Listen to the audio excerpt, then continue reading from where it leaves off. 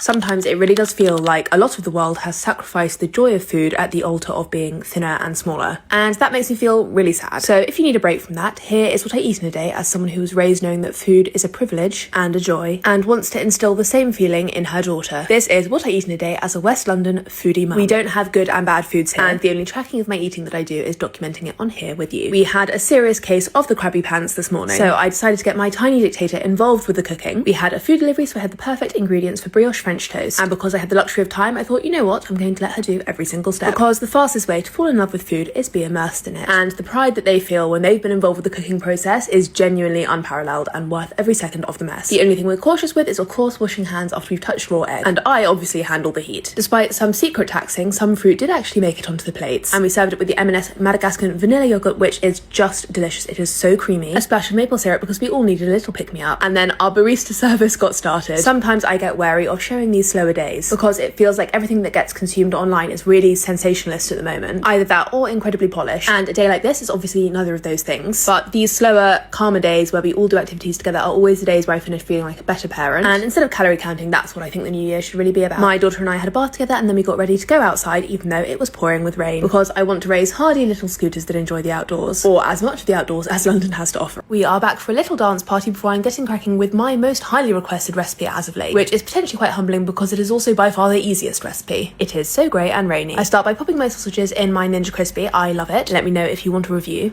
And then I prepped leeks, garlics and shallot, which I sauteed off in some cooking olive oil. I got distracted doing laundry, so these did get a little bit charred, but it honestly just doesn't really matter. I add rosemary and, once soft, a whole jar of queen butter beans, a small splash of white cooking wine and parmesan, season to taste, and then add some frozen peas. Loosen with water if needed, and just before serving, stir through mascarpone and some lemon juice. You can alter the consistency to however you'd like it. I like the sauce a tiny bit more brothy, and I simmer for an extended period to make sure any alcohol is boiled off, but you can skip it. Top with olive oil, seasonings, sausages and chives, and there is a super comforting meal. The baby had sliced sausages, peas and some of the beans without the sauce. We did a little bit of afternoon tea with an Olé cinnamon social slice, aka cake o'clock, before baby's supper, bath and bed for her. While my partner did stories, I prepped her room, and although we usually try and eat every meal as a family, we decided to have an adults only supper tonight, so I marinated some chicken thighs in those seasonings and popped for a cycle and a half on my crispy. I made a guacamole which I beefed out with sour cream and some toasted seeds because I only had one avocado. Made a salsa with some beautiful winter tomatoes, olive oil, sea salt, lime, coriander and red onion. Then I topped my corn tortillas with some grated cheese, and I drained my black beans while they got melty. Once cooked, I shredded my chicken in my KitchenAid and made us both a Bativo spritz. Bativo is an alcohol-free sipping vinegar which my partner and I absolutely love. Just for fun, I popped my shredded chicken back into the Ninja Crispy so the fatty bits got well crispy, and loaded everything onto the cheesy tortillas. Cheese, guac, sour cream, black beans, salsa and sriracha. I had 3 of these, and ended with a Hotel Chocolat Velvetiser. And that's what I ate. I hope you enjoyed.